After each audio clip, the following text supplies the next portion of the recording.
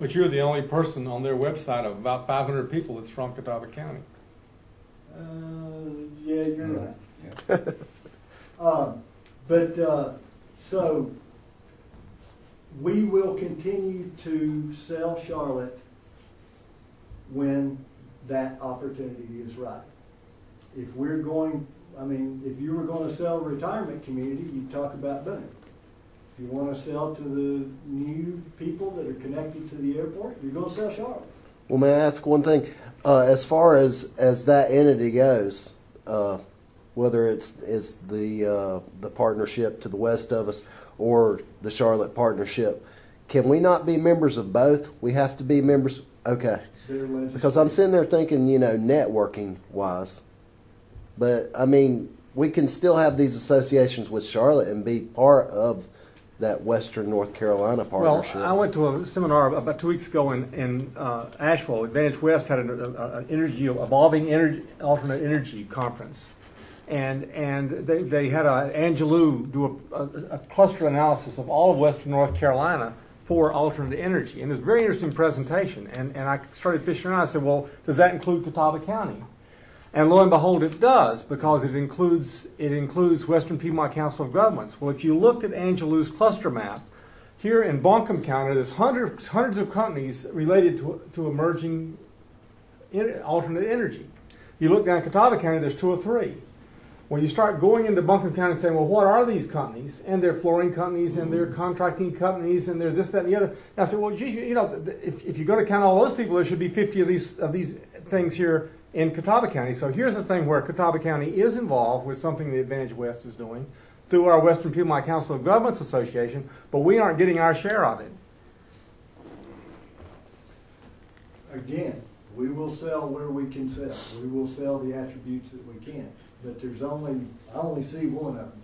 I can't police everything, And so clearly there are opportunities and needs.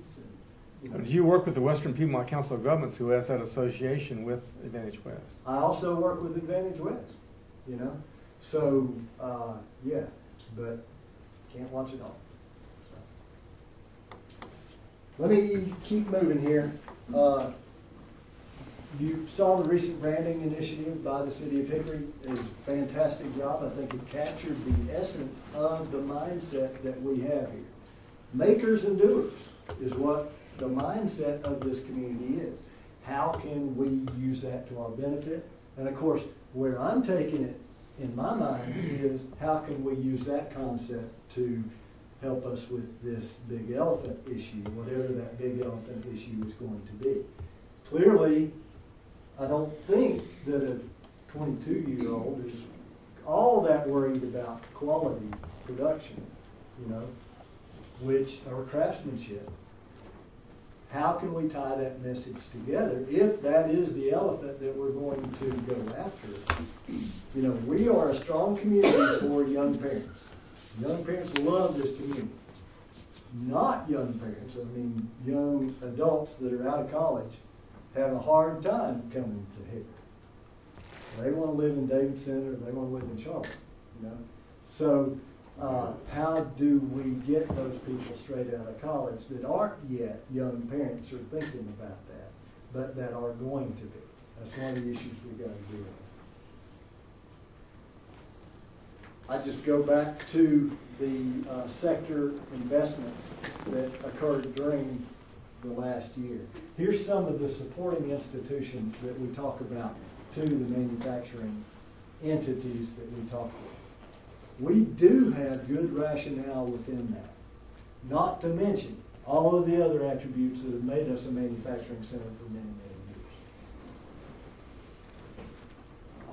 many years. We've got things within that sector that nobody else can argue as effective. We do have some other issues. This whole tiering system that the state has initiated many years ago to give incentives to those in certain economically disadvantaged areas doesn't do us any favors.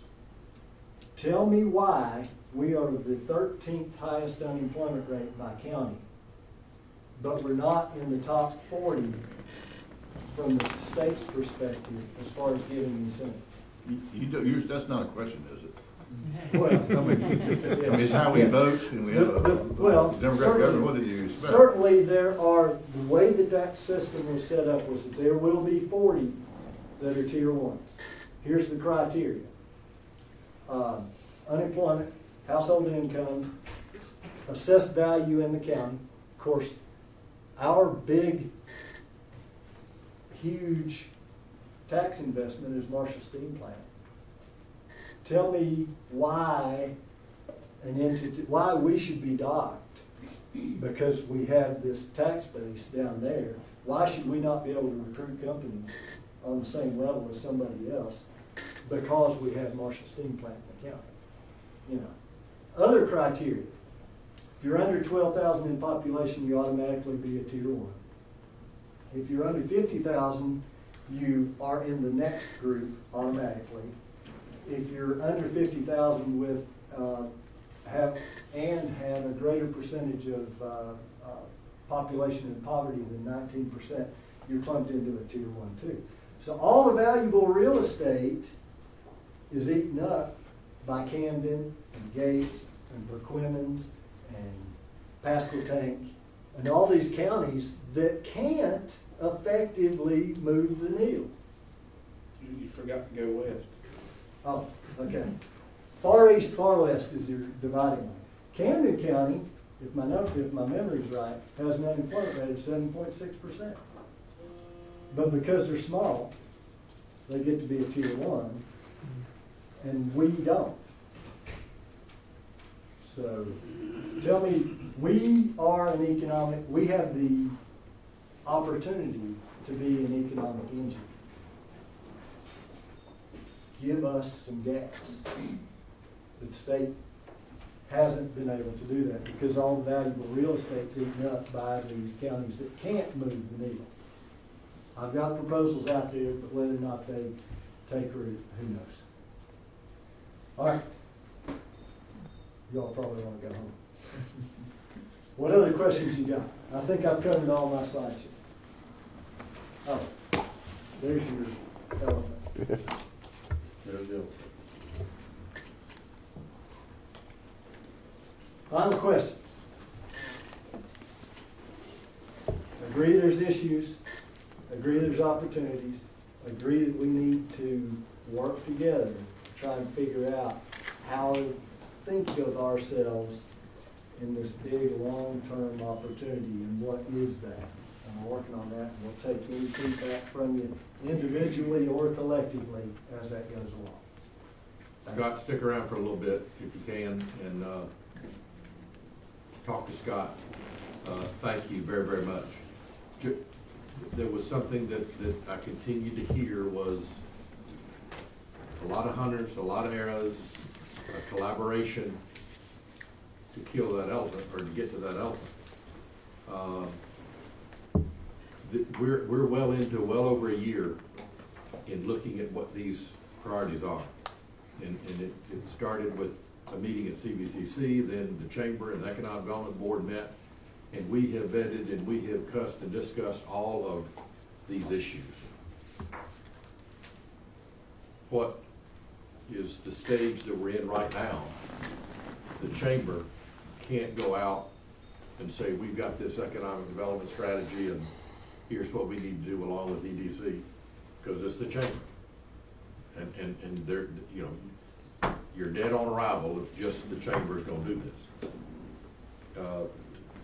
So is there an entity out there that can, an economic development consultant or a firm or whatever, that can take what we have done, a bipartisan, somebody from the outside that has no game to play here other than helping take the ideas, and it's not owned by anybody, that might get us that collaborative investment countywide from all government, business entities, whatever. So, and it could even be Ted Abernathy, that's what he does all over the country for communities. So somebody like that to help bring this plan and this elephant and identify it with measurable objectives and timetables and everything. But it's gotta be somebody from the outside that can take what we've already done to do it. And develop an action plan to start. Exactly. And it takes a leader to help lead this team. And that's being worked on as we speak too. So I just want to let you know that that's where we are. And it's, we got the best economic development group I know. Dan, I think what you might be saying is that we have a pretty fast horse. We can't get our horse to the starting gate. And I think the talking has been great, but now we need to deliver that horse and put the horse in the stall, and so when we can run. Our horse don't run; it just stands there and eats grass.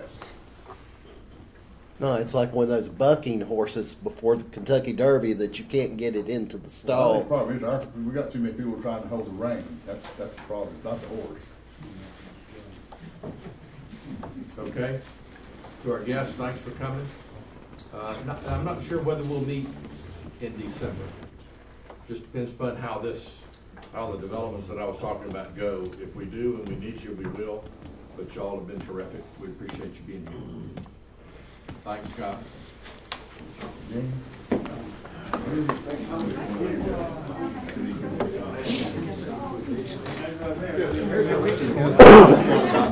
Might be sending you back over your way. You have an employee on campus. We'll be there. How you know? One shape or another. Well, yeah. I don't know. I just gotta get we just gotta get it done before he goes on. He'll literally be home and then he goes on.